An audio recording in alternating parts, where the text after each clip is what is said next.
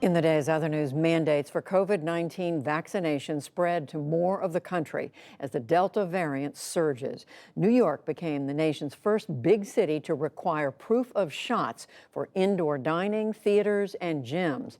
Tyson Foods ordered its 120,000 employees to get vaccinated. It is one of the first big employers of frontline workers to do so. And Microsoft said starting in September, anyone entering its buildings must be vaccinated.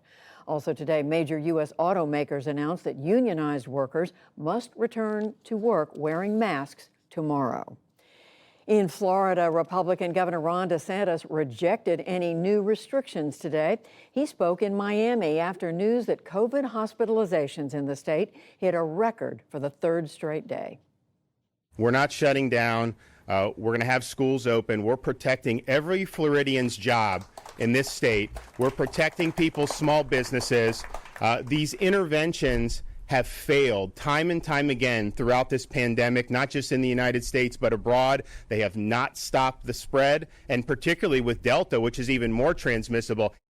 President Biden today criticized governors who have blocked vaccination and masking requirements. He said, quote, "If you aren't going to help, please get out of the way." A Pentagon police officer was stabbed to death today at a transit station outside the Pentagon. The building was put on lockdown for part of the day. It was widely reported that officers shot and killed the suspect at the scene. There was no word on a possible motive. In Afghanistan, the Taliban accelerated its gains, moving to capture a provincial capital for the first time in years. Insurgents gained control of nearly all of Lashkar-Gah in Helmand province, and desperate civilians tried to flee. I am leaving. Everyone has left. There's bombing from the air, and Taliban are on the ground. Meanwhile, an explosion in Kabul apparently targeted the acting defense minister. He was unhurt, but at least 6 others were killed, including 4 gunmen. A Belarusian exile was found hanged today near his home in Ukraine's capital, Kyiv. Vitaly Shishov led a group that helps people fleeing the authoritarian government in Belarus. Ukrainian police said they are investigating the death as a possible murder, staged to look like a suicide.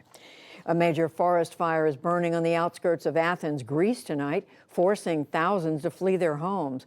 Water-dropping tanker planes and helicopters attempted today to drown the flames. Huge clouds of smoke rose as the fire spread. The fire is feeding off of one of the country's worst heat waves in decades. On Wall Street, stocks made modest gains as investors kept an eye on how new pandemic restrictions might affect the economy. The Dow Jones Industrial Average was up 278 points to close at 35,116. The Nasdaq rose 80 points. The S&P 500 added 36. And at the Summer Olympics, an American star returned to competition. Gymnast Simone Biles won bronze on the balance beam after sitting out other events to focus on her mental health. And in pole vaulting, American Chris Nilsson won silver, while Sweden took the gold.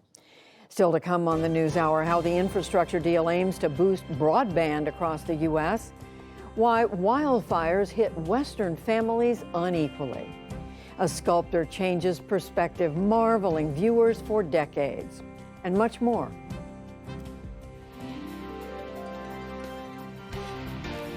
This is the PBS NewsHour from WETA Studios in Washington and in the West from the Walter Cronkite School of Journalism at Arizona State University.